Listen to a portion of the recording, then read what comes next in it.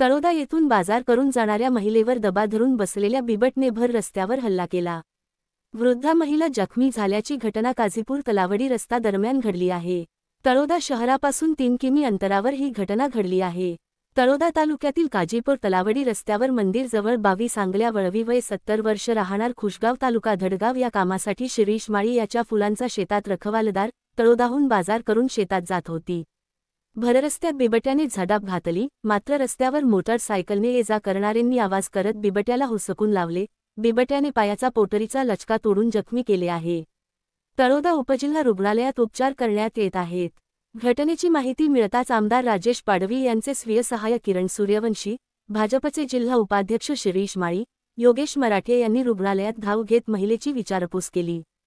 प्रशिक्षणार्थी आरएफओ मनीषा कदम व नवरक्षक गिरधन पावरा व वन कर्मचारी दाखल झाले।